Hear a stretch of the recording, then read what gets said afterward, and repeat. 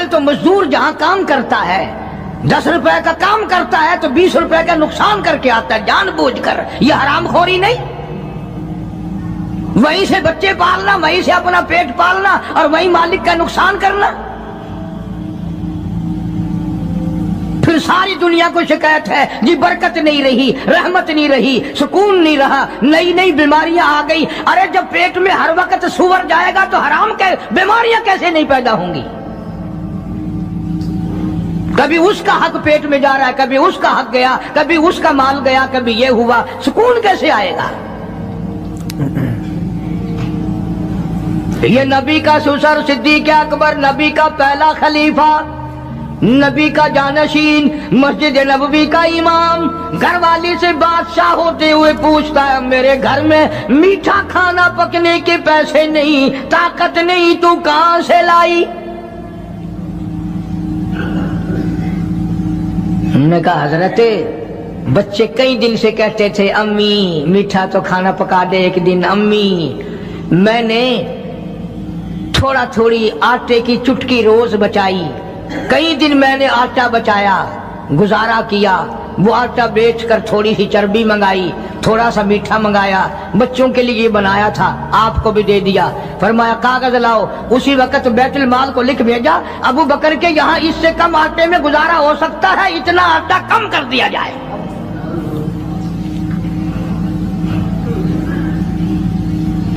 تم کیا جانو ابو بکر کون ہے؟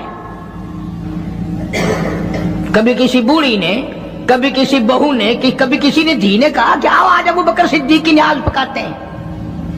نظر اللہ نیاز حسین. نبی کے یار کا نام نہ لینا کبھی بھی. امام الانبیاء محبوب کبریا حضرت محمد مصطفیٰ صلی اللہ تعالی علیہ وسلم نے فرما دیا او لوگوں، امت کے تمام لوگوں کا میں نے احسانات کا بدلہ چکا دیا، سب کے قرضے چکا دیے، سب کے لینے دینے میں نے برابر کر دیے. پر او میرے اللہ، ابو بکر کے احسانات کا بدلہ تو دے سکتا ہے، میں نہیں دے سکتا.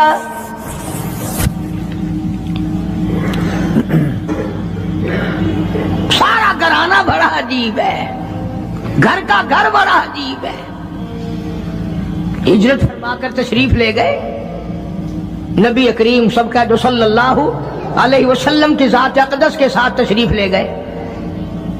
صدیق اکبر کا والد زندہ ہے، ابو قحافہ بوڑھا ہے، آنکھوں سے نابینا ہے، ابھی ایمان نہیں لایا ہجرت والی رات تک، بعد میں لایا ہے. لاٹھی کے سہارے گھر آیا، پتہ تو چل گیا نا کہ رات چلا گیا نبی کے ساتھ میرا بیٹا. اور آ کے پوتیوں کو کہنے لگا کیوں اسما؟ جی دادا جان، میرا تو اپنا خیال یہ ہے کوئی ٹیڈی، کوئی پیسہ، کوئی کپڑا، کوئی غلہ تمہارے لیے نہیں چھوڑ کے گیا ہوگا. باوجود کافر ہوتے ہوئے اس وقت تک ابو بکر کا والد مسلمان نہیں، لیکن جانتا ہے کہ میرے بیٹے کو نبی کی اتنی محبت ہے، وہ اتنا قربان ہے، وہ اتنا پروانہ ہے اور اس قدر جانثار ہے، کوئی شے گھر میں نہیں چھوڑ کے گیا ہوگا. سیدہ اسماء رضی اللہ تعالی عنہا چھوٹی سی بچی ہے صدیق اکبر کی، کہتی ہے کہ میں نے ایک ہیلا بنایا. ہمارے یہاں دیوار میں ایک آلہ سا میرے والد نے بنا رکھا تھا، اس میں پیسے رکھتے تھے، تو میں نے وہاں یہ مٹی کے ٹوٹے ہوئے برتنوں کے ٹھپ ڈال دیے اور اوپر کپڑا ڈال دیا. اور میں نے اپنے دادا سے کہا نہیں دادا جان، اب کے تو ابا جی نے حد کر دی، بہت سارا مال ہمارے لیے چھوڑ کے گئے ہیں. ان لگا بیٹی میرا یقین نہیں پڑتا، وہ نبی کے بغیر ایک پیسہ تو کیا وہ اپنی جان پیچھے رکھنے کو تیار نہیں. انہوں نے کہا نہیں دادا ذرا آؤ تو صحیح.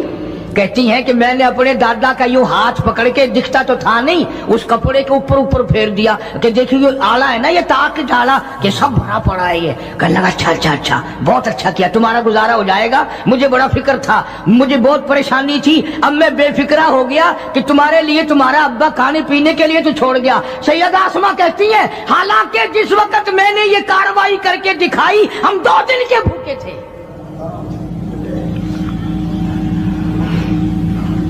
2 हजारों रुपया जितना भी माल था घर में, जब नबी के साथ गए सारा पल्ले बांध के ले गए, ना जाने कहां काम आएगा।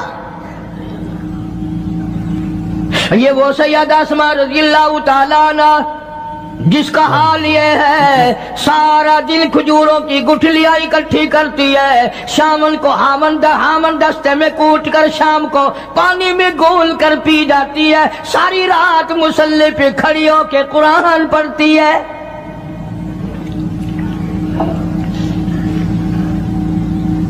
अजीब किस्म का घराना है सिद्दीक अकबर रज़ियल्लाहु ताला अन्हु का।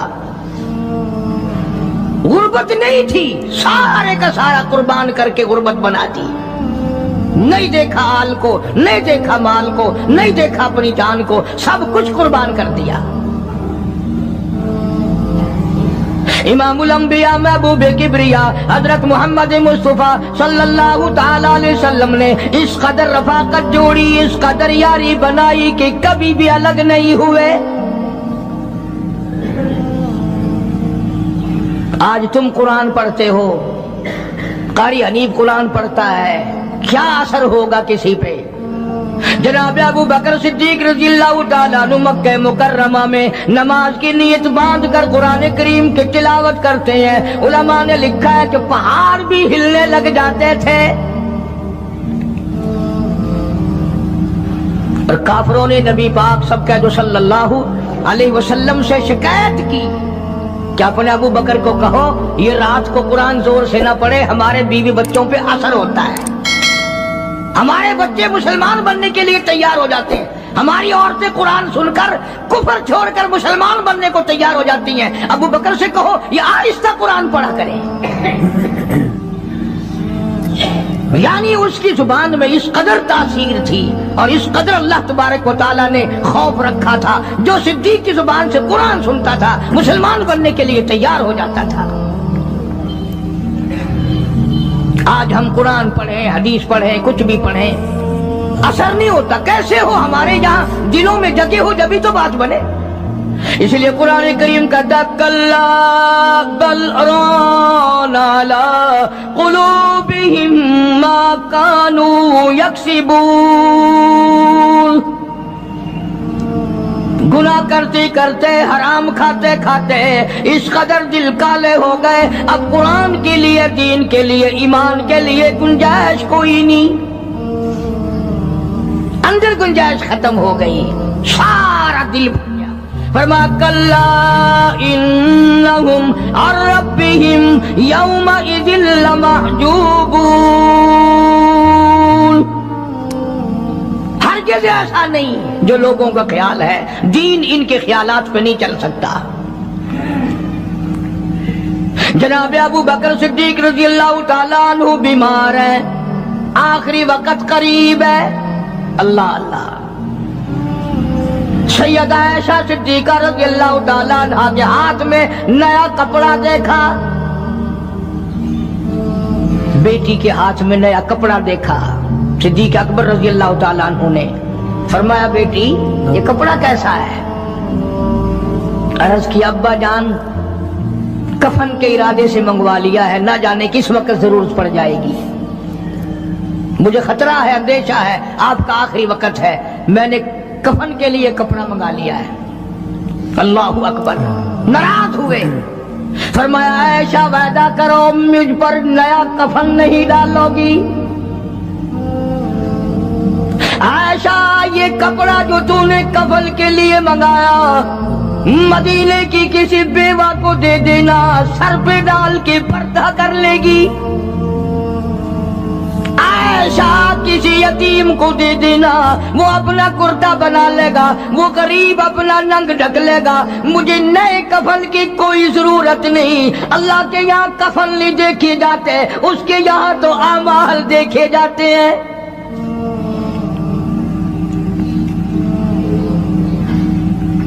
हज़रत आयशा रज़ियल्लाहु ताला अन्हा ने इसरार कर दिया, अब्बा इजाजत दे दो, अब तो मैंने मंगा लिया है, अब तो मैंने मंगा लिया है, दुनिया क्या कहेगी? वक़्त का हुक्मरान, वक़्त का बादशाह, नबी का जानशीन को कफन भी नहीं मिला। پھر دوسرا رخ اختیار کیا ہے صدیق اکبر سب قید رضی اللہ تعالیٰ عنہ. فرمایا عائشہ او میری بیٹی، نبی کریم صلی اللہ تعالی علیہ وسلم کا آخری وقت تیری گود میں آیا، تیرے سامنے آیا، تو نے آقا مدنی صلی اللہ علیہ وسلم کا آخری وقت دیکھا. حضرت عائشہ رونے لگی، ہاں میں نے دیکھا، سب کچھ مجھے معلوم ہے، پر عائشہ شہنشاہ کائنات کا کفن بتا.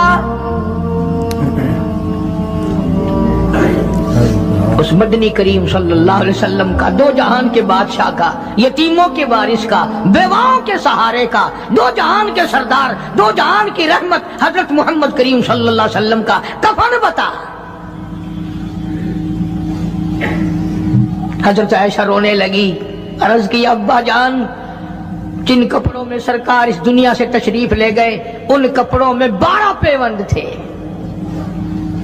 12 ٹاکیاں تھی.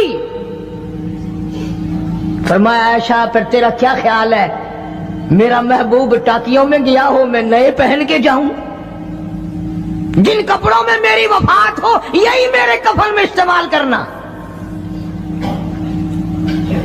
یہی کپڑے مجھے کفن میں دے دینا جو میرے جسم پہ ہیں، اس لیے کہ جب میں اپنے آقا سے ملوں گا تو شرمندگی نہ ہو. اور آج ذہن یہ ہے کہ میت کے کپڑے کو ہاتھ بھی نہ لگانا، پہننا تو درکنار، ہاتھ لگانے کو تیار نہیں، گھر میں رکھنے کو تیار نہیں، یوں لکڑی سے اٹھا کر پرے پرے پھینکتے ہیں، آگ لگاتے ہیں، نہلانے والے کو دے دیتے ہیں، وہ بھی نہیں پہنتا، یوں ہی گلیوں میں نالیوں میں پھینک جاتا ہے. نہ تیرا باپ مرا، جب تجھے نفرت ہے کپڑوں سے، مردہ نوانے والے کا وہ ماما لگتا ہے، وہ کیوں پہنے؟ عرض کرنے کا مقصد یہ کہ ان حضرات کی زندگی تو دیکھو. اور وفات شریف سے پہلے 2.5 برس جو وظیفہ لیا، جو تنخواہ لی سرکاری خزانے سے، خیبر کی زمین بیچ کر صدیق اکبر رضی اللہ تعالیٰ عنہ نے 2.5 برس کی تنخواہ کا حساب کر کے وہ ساری تنخواہ جو لی تھی بیت المال میں واپس داخل کر کے پھر دنیا سے رخصت ہوئے.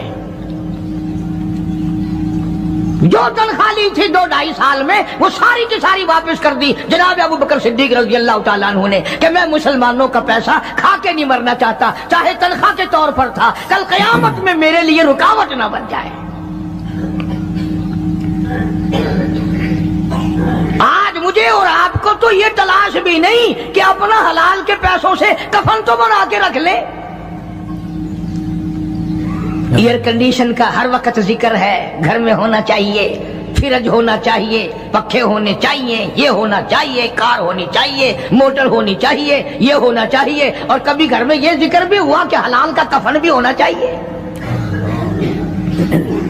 وہ کدھر سے آئے گا؟ اس کے لیے کون انتظام کرے گا؟ کون ہم نے گھر میں پیدا کر رکھا ہے جو اس وقت یہ بات دیکھ کر کفن لائے گا؟ اس لیے قرآن کریم نے اعلان کر دیا، لوگوں اپنا سب کچھ پاک صاف بن کے دنیا سے جاؤ، اپنا بدن بھی پاک ہو، عمل بھی پاک ہو، پیٹ بھی پاک ہو، کفن بھی پاک ہو.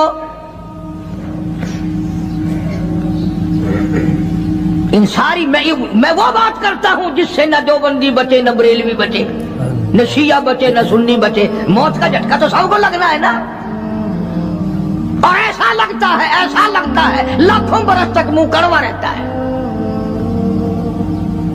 جناب صدیق اکبر رضی اللہ تعالیٰ عنہ نے وہ تنخواہ جو لی تھی ساری زندگی میں وہ بھی بیت المال میں واپس کر دی اور تمام کے تمام لوگوں کے حقوق چکا دیے. باقی جو بات رہی وہ سیدھی کمتر مرحوم کہتا ہے، اجاں صدیق دا اسلام تے قرضہ بقایا ہے، اجاں صدیق دا اسلام تے قرضہ بقایا ہے، جتا جس دے ہاتھوں اس آخری زمین رسایا ہے، وصولی دا نہ چنتا نہ لکھوایا صحابہ نے. مدنی کریم صلی اللہ تعالی علیہ وسلم کی جانثار، نبی کا یار، نبی کا وفادار، ہر وقت کا ساتھی، اسی غم میں رہتا ہے. اور وصیت کی کہ مجھے غسل دینا، میرے انہی کپڑوں میں دفن کرنا،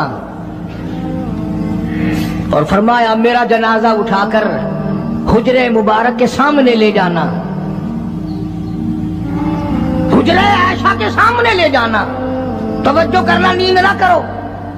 اور یوں فرمایا نبی پاک صلی اللہ علیہ وسلم کی جہاں قبر شریف ہے، حضور کا حجرہ ہے، روضہ ہے، دروازے پہ کھڑے ہو کر آواز لگانا، کالی کملی والے صدیق آ گیا ہے۔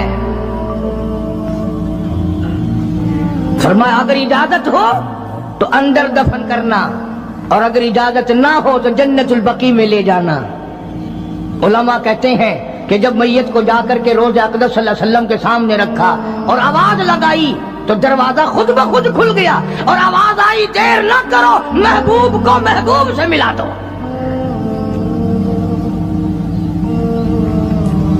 کیا شان ہے ان لوگوں کی، کیا عظمت ہے ان لوگوں کی، ساری زندگی اس محبت میں، عظمت میں، اکرام میں گزاری جو اس کائنات میں کوئی اس قدر اکرام کر نہیں سکتا۔ مدینہ پاک میں ایک وقت ایسا بھی آیا کہ دشمنوں نے مدینے کے گورنر کو گانٹھ لیا، اس کو رشوت دی، پیسے دیے، اور کہا کہ ہمیں اجازت ہونی چاہیے، ہم روضہ اقدس کو کھود کر ابو بکر صدیق اور فاروق اعظم کی لاشیں نکالنا چاہتے ہیں یہاں سے۔ چنانچہ حاکم وقت نے پیسے کھا کر اجازت دے دی۔ شمس الدین سراج ایک بزرگ ہے جو اس وقت مدینہ پاک یعنی روضے کے متولی ہیں،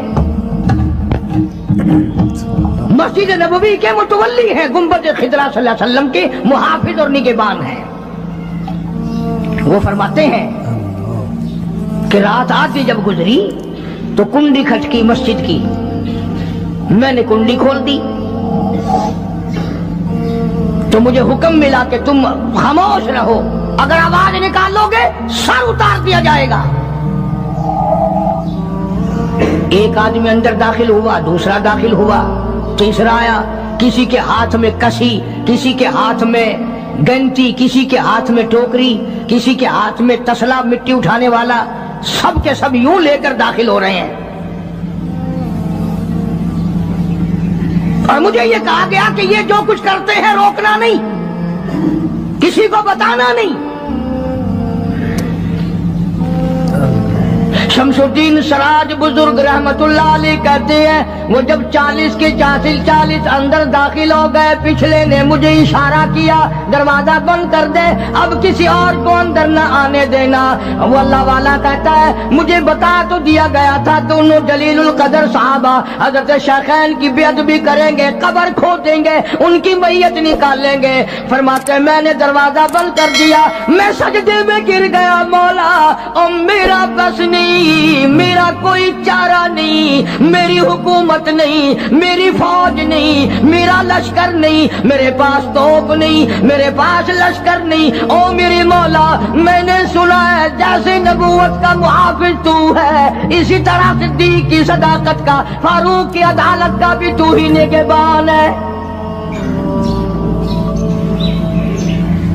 مولا میری موت بھیج دے، میں نہ دیکھوں۔ شمس الدین سراج بزرگ کہتا ہے کہ اللہ کا حکم ہوا، میں نے بھی دعا تو کی تھی رو رو کے، میرے دیکھتے دیکھتے، توجہ کرنا لفظ سمجھو، میرے دیکھتے دیکھتے مسجد نبوی میں زمین پھٹی اور بمے ٹوکریوں کے، بمے سامان کے 40 کے 40 کو زمین نگل گئی۔ اللہ تم سب کو مدینہ پاک جانا نصیب فرمائے۔ وہ جو قالین بچھے ہوئے ہیں نا، کسی پرانے عرب سے اب بھی پوچھ لینا، لمبا کالا کالا نشان لگا ہوا ہے، یہ نشانی ہے کہ وہ کالے جو تھے نا اندر کے کالے، وہ سب یہاں کا رکھ ہوئے ہیں، یعنی خدا صدیق اکبر کا، فاروق اعظم کا، نبی کے یاروں کا اتنا بڑا محافظ ہے، جو بدنیت سے آئے تھے ان سب کو زمین نگل گئی۔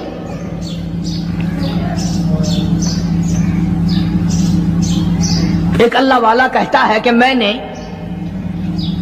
مدینے پاک میں حاضری دی اور حضور کریم صلی اللہ علیہ وسلم کے روضہ اقدس پہ سلام پڑھا، اور میں صدیق اکبر کے موضع شریف کے سامنے کھڑا ہو کر سلام عرض کر رہا تھا، پڑھ رہا تھا۔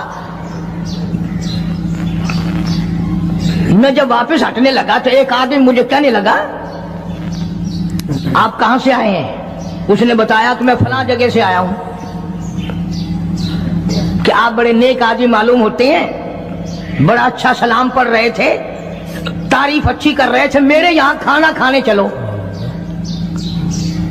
اللہ والا کہتا ہے کہ میں اس کی باتوں میں آ گیا کہ چل بھائی، مدینے کا آدمی ہے، مدینے کا آدمی ہے، دعوت کر رہا ہے، انکار کروں تو سنت کے خلاف۔ انہوں نے کہا چل بھائی، لے گیا اور وہاں جا کر ایک مکان میں اس اللہ والے کو بند کر کے، کوٹلی میں اس کو زنجیروں میں باندھ کر اس کی زبان کاٹ دی۔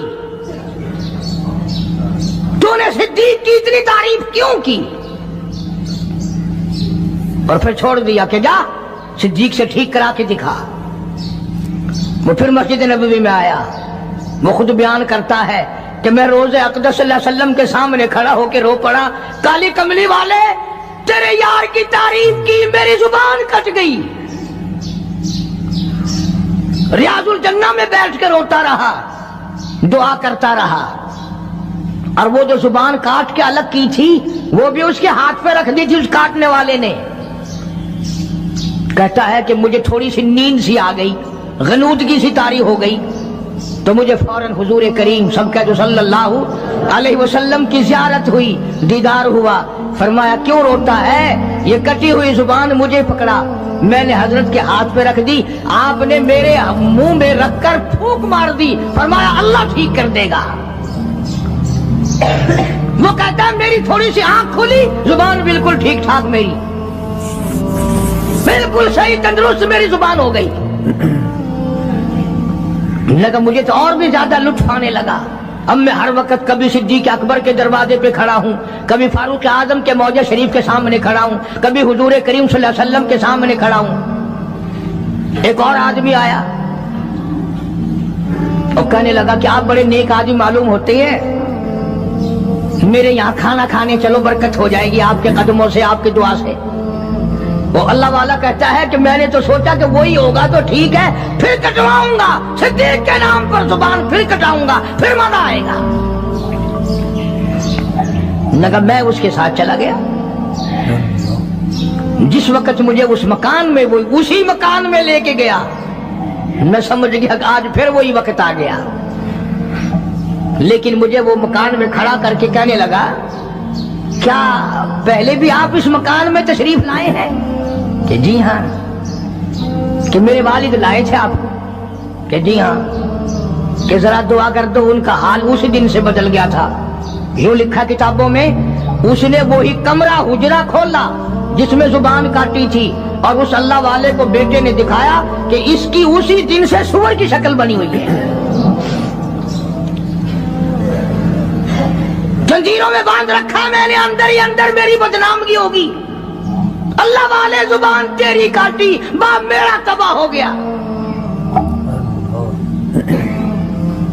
میں یہ کہتا ہوں کہ آپ لوگ بیوار سے سمجھتے ہیں ان کو، جو چاہتا ہے وہ صدیق کو بکواس کرتا ہے، جو چاہتا ہے وہ فاروق کو بکواس کرتا ہے، اور یہ بیوار سے نہیں، ان کے وارث نے تو ان کو اپنے پاس ہی سلایا ہوا ہے، اپنے ساتھ رکھا ہوا ہے۔ اس لیے قرآن کریم نے اعلان کرتے ہوئے فرما دیا اولئک ھم الصدیقون، یہ وہ صدیق اکبر ہے، یہ وہ اللہ والا ہے جس کو نبی سے بڑا پیار ہے، نبی کو اس سے بڑا پیار ہے، پروردگار عالم کو بھی اس سے بڑا پیار ہے۔ اس نے اپنا سب کچھ میرے محبوب کی ذات گرامی پہ قربان کر دیا، عزت کو عزت نہ سمجھا، سرداری کو سرداری نہ سمجھا، تمام کا تمام اپنا کردار کیا، اعمال کیا، اقوال کیا، افعال کیا، مال کیا، اولاد کیا، تمام کا تمام آقا کی ذات پہ قربان کر دیا۔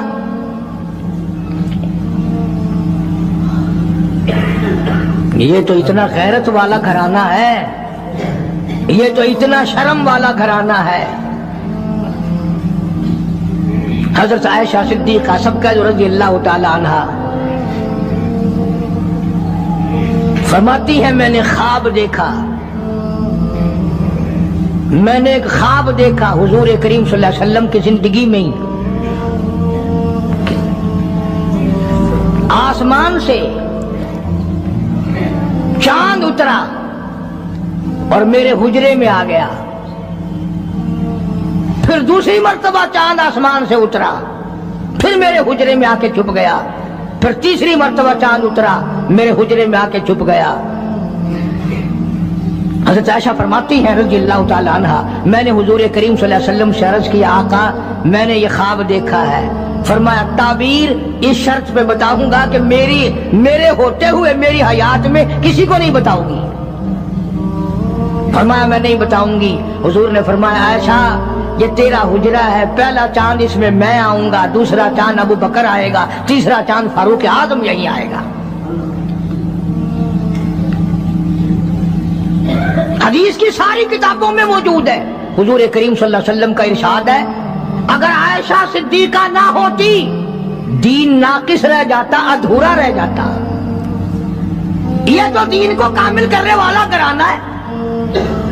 عبداللہ ابن مسعود رضی اللہ تعالیٰ عنہ اور عبداللہ ابن عباس رضی اللہ تعالیٰ عنہما یہ جلیل القدر محدث ہیں، مفسر ہیں، دونوں کہتے ہیں جتنا علم ساری امت کو ملا اتنا علم اکیلا ہماری اماں عائشہ صدیقہ کو ملا۔ سارے صحابہ مسائل پوچھنے کے لیے عائشہ صدیقہ کے دروازے پہ آیا کرتے تھے۔ خود حضور نے جو فرما دیا عائشہ کے بغیر دین کامل نہیں، عائشہ نہ ہوتی دین ناقص رہ جاتا، آدھا دین عائشہ سے پورا ہوا۔ تم تو اتنا بھی پیار نہیں کرتے کہ اپنی بیٹیوں کے نام ہی نبی کی گھر والیوں کے ناموں پہ رکھو، نبی کی بیٹیوں کے ناموں پہ رکھو، فلمی کنجریوں کے نام تمہیں بڑے پیارے لگتے ہیں۔ ہاں اللہ نیتوں کو دیکھ نہیں رہا؟ خانم فلانی خانم، اور پھر تھوڑے دنوں کے بعد جب وہ دم خم ہوتی ہے پھر روتے پھرتے ہیں، پتہ نہیں یار کہاں چلی گئی، کالج گئی تھی مڑ کے آئی نہیں، کیسے آئے؟ یہ جو جلوس بلوس نکالتی پھرتی ہے نا ان میں ایک بھی مسلمان گھر کی عورت نہیں ہے۔ تحقیق کر کے دیکھو یا یہودیوں کی نسل ملے گی یا عیسائیوں کی نسل ملے گی۔ مسلمان عورت ہو یا مرد ہو وہ یہ تھوڑی کہہ سکتے کہ ہم نہیں اسلام کو مانتے، ہم نہیں ایمان کو مانتے، ہم نہیں قرآن کو مانتے۔ اور تم نے مانا کب تھا؟ تم تو وہ بے ایمان ہو جنہوں نے انگریز کے گھوڑوں کی لیج چاٹ چاٹ کر مسلمانوں سے غداری کی اور انگریزوں کے ساتھ وفاداری کی۔ یہ جو تمہیں بڑے بڑے نظر آتے ہیں نا بنگلے کے جاگیر کوٹھیاں، یہ سارے مسلمان اور قرآن کے غدار ہیں۔ صحابہ اکرام کی زندگی دیکھو کہ جو تنخواہ معمولی سی لی، اتنی لی کہ جس میں میٹھا دلیا بھی نہ پک سکے، وہ بھی واپس بیت المال میں داخل کر کے دنیا سے رخصت ہوئے۔ یہ تو ایسے تقوی کے مالک تھے صحابہ اکرام، تو سیدنا فاروق اعظم سب کا رضی اللہ تعالیٰ عنہ۔ یوں پوتا پاس کھڑا ہے، حضرت عمر کا پوتا، آواز جو دی پوتے کو تو ایسا بولا جیسے بچے کے منہ میں کوئی چیز ہو۔ دادا نے پوچھا بیٹا منہ میں کیا ہے؟ اکھے دادا پیسہ۔ نے کہا پیسہ کہاں سے لے آیا؟ کہ ابو موسیٰ عشری نے دیا، رضی اللہ تعالیٰ عنہ صحابی ہے، بیت المال کا محافظ خزانچی سمجھو، کیا ابو موسیٰ نے دیا؟ دیکھی نکال کر 54 تھی۔ اب بتاؤ کیا غضب ہو گیا اس میں، کیا طوفان ٹوٹ گیا تھا، کیا آسمان ٹوٹ گیا تھا اگر تنخواہ خزانے کے محافظ نے، خزانے والے نے امیر المومنین کے پوتے کے ہاتھ پہ 54 رکھ دی تو کیا ہو گیا؟ فاروق اعظم نے ابو موسیٰ عشری کو طلب کیا ہے، بلایا ہے، فرمایا یہ 4 آنے کہاں سے لایا تھا؟ یہ 4 آنے کہاں سے لایا تھا؟ انہوں نے کہا جی خزانے کی کوٹھڑی میں جھاڑو دی تھی، कूड़ा कबाड़ मिट्टी जो बाहर निकाली, उसमें से ये दिरहम चुन्नी निकल आई। बच्चा मेरे पास खड़ा था, मैंने हाथ पे रख दिया कि कोई शय खा लेगा, कोई चीज लेके खा लेगा, बच्चा है। तेरे वर्गा हुंदा ना तो चाट मारे, अच्छा मेरे बाल को चुन्नी दे नहीं आई, ब्याह खजाना सारा तेरे प्यू दे। फारूक फरमाते दुर्रा उठा के लाओ। अबू मूसा, अगर तू नबी का चहेता सहाबी ना होता, कोड़े मार मार कर तेरा चेहरा बिगाड़ देता। और कौम के खजाने की चुन्नी देने के लिए तुझे मेरा ही पोटा मिला, सरकारी खजाने की चुन्नी देने के लिए तुझे मेरा ही पोता मिला। क्यों तूने ऐसा किया है? आज जिन पर तुम दफ्तरों में बैठकर कुर्सियों पे यूं चौड़े होकर बातें करते हैं, सहाबा के जमाने में यूं हुआ, सहाबा के जमाने में यूं हुआ। और ये तो वो लोग थे जिनके बारे में खुदा कहता है रज़ियल्लाहु अन्हुम व रज़ू अन, ये मेरे हैं। फरमाया लहुम कुलूबुल ला यफ़क़हूना बिहा।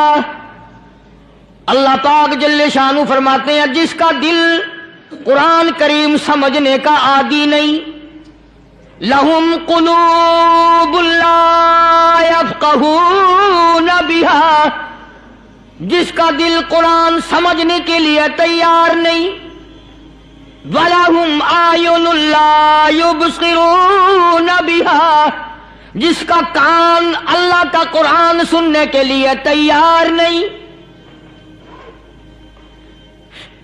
अम लहुम आदानुल ला यस्मऊना बिहा, अम लहुम आदानु यस्मऊना बिहा, जिसका कान खुदा का कुरान सुनने को तैयार नहीं। खुदाई फैसला सुनो, अल्लाह के कुरान का फैसला सुनो, अल्लाह के कलाम का फैसला सुनो। जिसका कान मेरा कलाम सुनने के लिए तैयार नहीं, जिसको मेरा कुरान सुन के मजा नहीं आता, जिसको मेरा कलाम सुन के हलावत नहीं आती, जिसको मेरा कलाम सुन के लज्जत नहीं आती, जिसकी रूह ताजी नहीं होती, जिसको लुत्फ नहीं आता, जिसको कैफ नहीं आता, जिसको सुरूर नहीं आता, जो मेरा कुरान सुनने को तैयार नहीं, जो मेरा कुरान आंखों से देखने को तैयार नहीं, जो मेरा कुरान सुनने समझने के लिए तैयार नहीं। आओ फिर खुदाई फैसला सुनो। फरमाया उलाइका कल अनाम,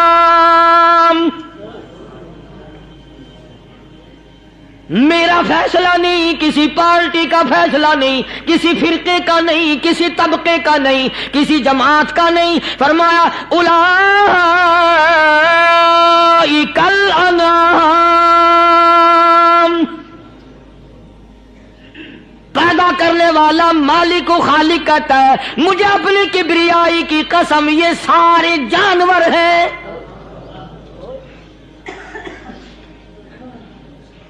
ये सारे के सारे जानवर हैं, ये दरिंदे हैं जो एक दूसरे को चीर पाड़ कर खाते हैं, ये दरिंदे हैं जो एक दूसरे का खून पीते हैं। फरमाया बल हुम अदल, जानवरों से भी बदतर।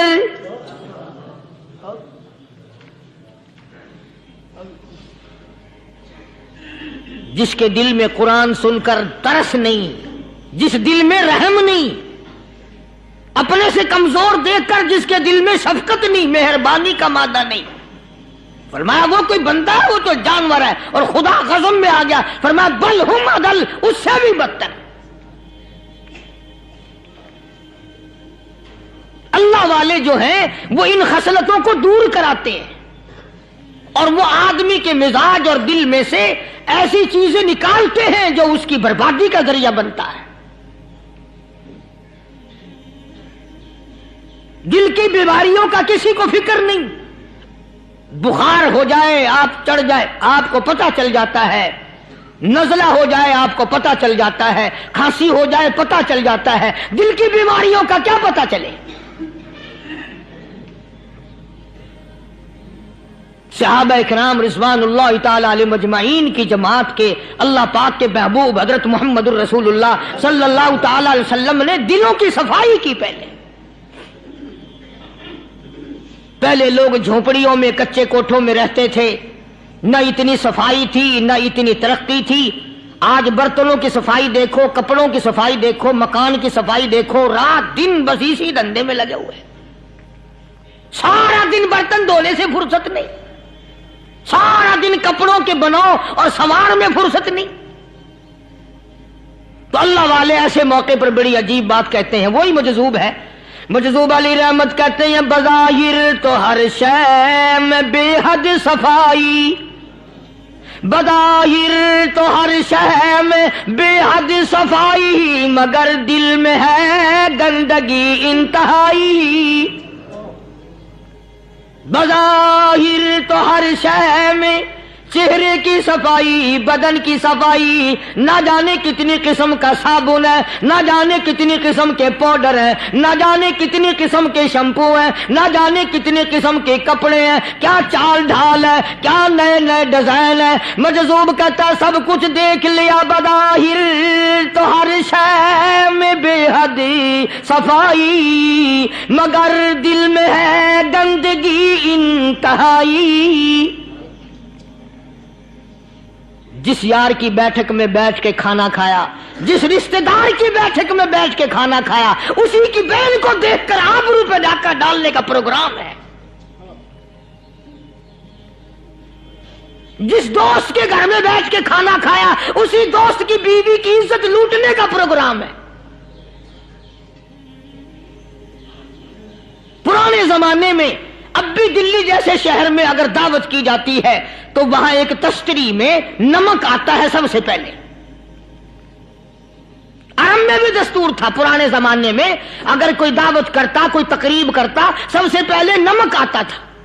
ایک ایک انگلی ہر شخص نمک چاٹتا تھا۔ کیا مطلب؟ جس نے نمک چاٹ لیا اب وہ نمک حرامی نہیں بنے گا۔ اس گھر میں چوری کرنا، اس گھر کی آبرو کا غلط تصور لانا، اس گھر کے مال میں خیانت کرنا وہ حرام سمجھتا تھا جس گھر کا میں نے نمک چکھ لیا۔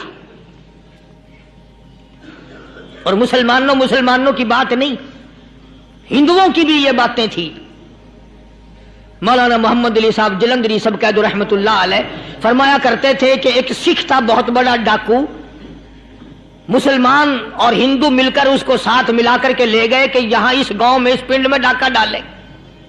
سفر کر کے گئے، تکلیف اٹھا کے گئے۔ اس سکھ ڈاکو نے پوچھ لیا کہ یہ کون سا گاؤں ہے کہ یہ فلانا ہے۔ اچھا سارے کے سارے یہ تلاش کرو، یہ سوچ بچار کرو، اپنے پنڈ کی، اپنے علاقے کی، کسی مسلمان کی، کسی ہندو کی، کسی سکھ کی، کسی چوڑے چمار کی اس گاؤں میں لڑکی تو نہیں؟ ہمارے یہاں سے کوئی لڑکی تو شادی ہو کے یہاں نہیں آئی ہوئی۔ ان ساروں میں سے کہنے لگا کہ ہمارے بھنگی کی لڑکی جمعدار کی یہاں آئی ہوئی ہے۔ کہنے لگا واپس چلو، بیٹی بیٹی ہے، چاہے بھنگی کی ہو یا نواب کی ہو۔ ارے کل بیٹی کا ڈولا دیا تھا، آج ڈاکہ ڈالیں گے، شرم نہیں آئے گی؟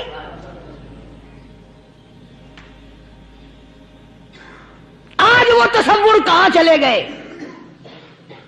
اور ہم سب روتے پھرتے ہیں، سکون نہیں، سکون نہیں، اطمینان نہیں۔ ارے اطمینان آئے گا کیسے؟ ہمارے دل بے ایمان ہے، نیتیں خراب ہے، آئے گا کہاں سے؟ صحابہ کرام رضوان اللہ تعالی علیہ مجمعین کی جماعت نے اس قدر اس بات پہ محنت کی اور کوشش کی کہ غلط لقمہ بھی پیٹ کے اندر نہ چلا جائے۔ چنانچہ میں علی الاعلان کہتا ہوں، 1,29,000 صحابہ کرام، کالی کملی والے کے دیوانے اور پروانے، حضور کے یار جانثار، حضور کے ساتھ فاقہ کھانے والے، فاقوں مرنے والے، پتھر کھانے والے، اپنے بچوں کے ٹکڑے ہوتے ہوئے دیکھ کر لا الہ الا اللہ محمد الرسول اللہ کی صدا بلند کرنے والے صحابہ کرام کا یہ حال تھا۔ پیدل سفر کر کے جاتے تھے یہودی عیسائی، شام نکل گئے، فلسطین نکل گئے، ہندوستان آ گئے، 2 سال لگ جاتے تھے، اپنی جوان بیٹیوں کو مسلمانوں کے گھروں میں چھوڑ کے آ جاتے تھے۔ کبھی نگاہ نبوت نے جن کو رنگ دیا تھا، کبھی کسی صحابی پہ ذرہ برابر الزام نہیں لگا۔ ان یہودیوں کا، ان عیسائیوں کا یہ عقیدہ تھا کہ محمد صلی اللہ علیہ وسلم کے جو غلام ہیں، ان کی نگاہ بھی پاک ہے، ان کے دل بھی پاک ہیں، ان کے ارادے بھی پاک ہیں، ان کے ہاتھ بھی پاک ہیں۔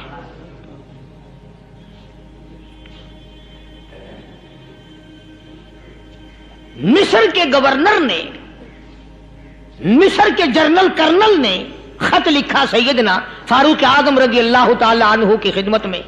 दौरे खिलाफत है हजरत फारूक आजम का। क्या खत लिखा कि हुजूर मुझे काफी वक्त गुजर गया है और फला इलाके में आपके हुक्म से हमने जाना है और रास्ता सिर्फ एक है और उस रास्ते में जाल बिछा दिया गया। अब मुझे मशवरा दे, मैं क्या करूं, हुक्म दे मुझे। जाल क्या बिछा दिया गया कि हमें पता चल गया है ईसाइयों ने प्रोग्राम बनाया, सैकड़ों लड़कियां तलाश कर करके बड़ी खूबसूरत हसीना इकट्ठी की हैं, उनको गाने बजाने की ट्रेनिंग दी है, उनको अच्छी अच्छी आवाजों वाली लड़कियां ढूंढ के लाए हैं और उन्होंने ये प्रोग्राम बनाया कि जब मुसलमानों की फौज इस गली से गुजरेगी इन कोठों के ऊपर चढ़ के गाना बजाना करेंगे ताकि उनके दिल में बदमाशी आए और उनका बेड़ा गर्क हो।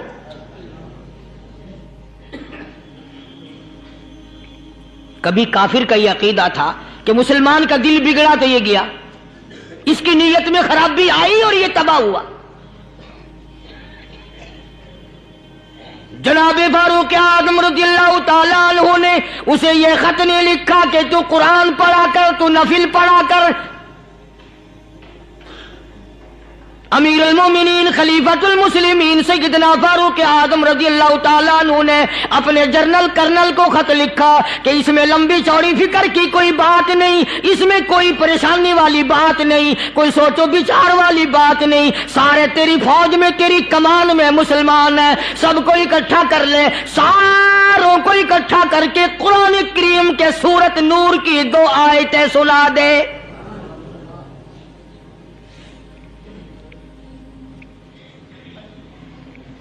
ये भी नहीं फरमाया कि सजा सुनाओ, इतने कोड़े लगेंगे, जो खिलाफ करेगा यूं कैद होगी, यूं कोर्ट मार्शल कर दिया जाएगा, कुछ नहीं। जनाबे फारूक आज़म रज़ियल्लाहु ताला अन्हु की राय देखो, उनके ख्याल में कुरान करीम में इतनी बड़ी ताकत है, इतनी बड़ी अजमत है, इतनी बड़ी करामत है, कलाम इलाही में इतना बड़ा शरफ है। ऐलान कर दिया, फरमाया अपने कर्नल को सारी फौज को, लश्कर को इकट्ठा करके कुरान करीम की फुला फुला आयत सुना दे।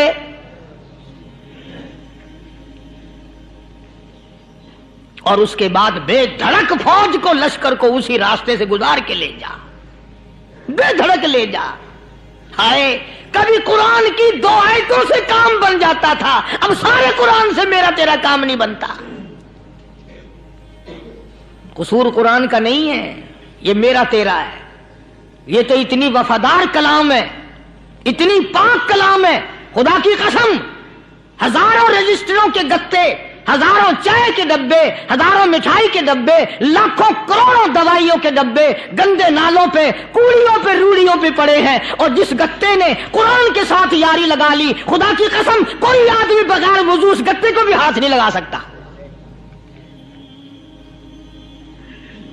हजारों नहीं, लाखों कपड़े मार्केट में पड़े, पर जिस कपड़े ने कुरान से यारी लगा ली, जो कपड़ा जुज़दान बनकर कुरान पे चढ़ गया, लोग उसको भी चूमते हैं और चूमना चाहिए।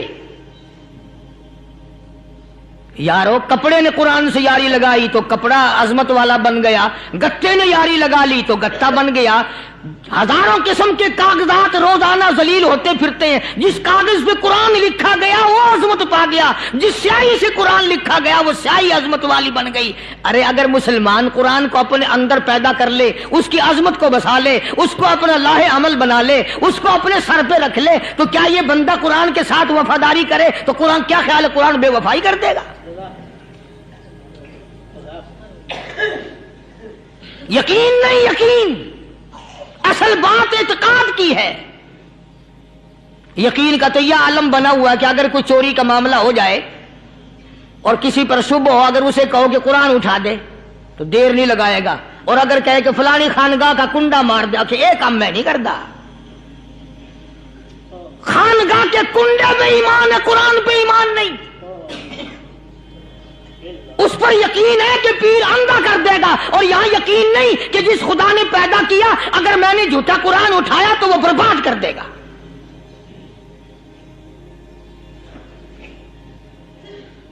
अजीब अजीब लोग हैं। چنانچہ مصر کے کرنل نے، مصر کے جنرل نے ساری فوج کو اکٹھا کر لیا۔ اس نے بھی یہ بات تو نہیں کہی کہ فاروق اعظم کو دوبارہ خط لکھتا کہ حضرت یہ تو 2 آیتیں آپ نے لکھی، یہ تو سارا قرآن روز پڑھتے ہیں، پر بنے گا کیا؟ جیسے فاروق اعظم کا یقین تھا، فاروق اعظم کی فوج کے کرنل کا بھی یقین ہے، فاروق اعظم کے فوج کے جنرل کا بھی یقین ہے، اس نے ساری فوج کو اکٹھا کیا، لشکر کو جمع کیا، اور اس کے بعد کہنے لگا قل للمؤمنین یغضوا من ابصارکم ویحفظوا فروجہم ذالک ازکی لہم ان اللہ خبیر بما یصنعون۔ او لوگو، خدا تمہیں کہتا ہے اپنی آنکھوں کی حفاظت کرو، اگر تمہاری نظریں غلط جگہ پڑی اپنی عزت کی حفاظت کرو، اپنی آبرو کی حفاظت کرو، اگر غلط نظریں پڑی، غلط استعمال ہوئی، ان اللہ خبیر بما یصنعون،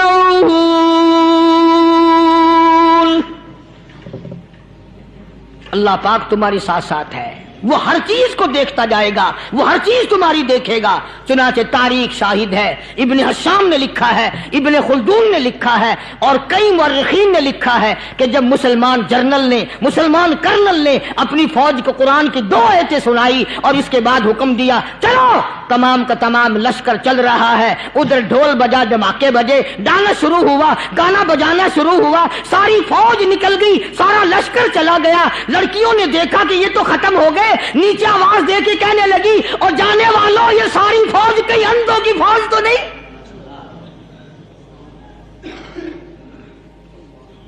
یہ حسن کا نظارہ اور یہ ڈانس اور یہ آواز، ہم ناچ ناچ کے تھک گئی، کوئی سر نہیں اٹھاتا۔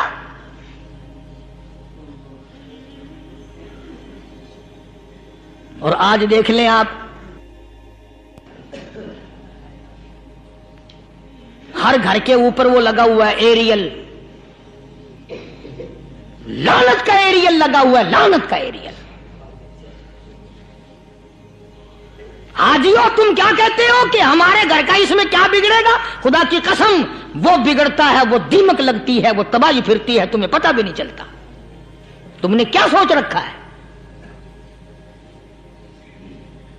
مسلمان کرنل کے حکم پہ ساری فوج نکل گئی، ناچنے والی گانے والی لڑکیاں عیسائیوں کی حیران ہیں، کیا ہوا؟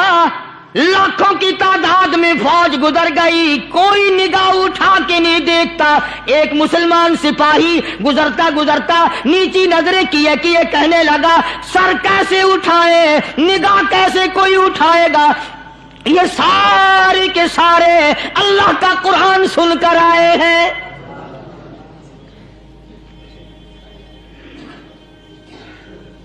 کیسے کوئی نگاہ اٹھائے گا؟ کیسے کوئی سر کو اٹھائے گا؟ یہ سارے کے سارے اللہ کا قرآن سن کر آئے ہیں۔ ان کا عمل ہوا نا قرآن پہ، ان کے عمل کا کتنا بڑا اثر پڑا۔ مورخین نے لکھا، ابن حشام لکھتا ہے عیسائی لڑکیوں نے چھلانگیں لگا دی، کوٹھی سے نیچے آ گئی، کہنے لگی عام مسلمانوں وہ قرآن ہمیں بھی سنا کے جاؤ جس میں اتنی اسپرٹ ہے، اتنی طاقت ہے، جو حسن کے نظارے سے روک دے، جو گانے بجانے سے روک دے۔ یہ تو آدمی کے دل کا سکون ہے، نہ گانا سنتے ہو نہ حسن کا نظارہ کرتے ہو، جاتے والے یوں نہ جاؤ، ہمیں بھی وہ قرآن سنا کے جاؤ۔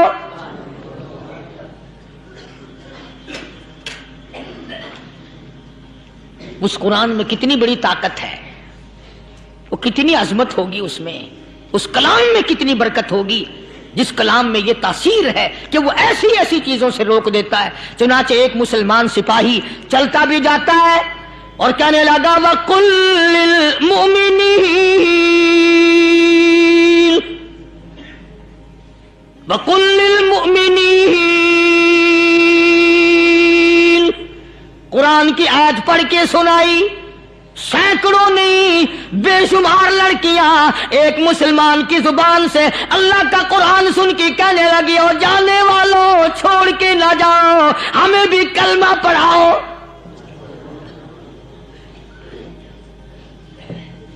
جتنی بھی وہ ناچنے گانے والی تھی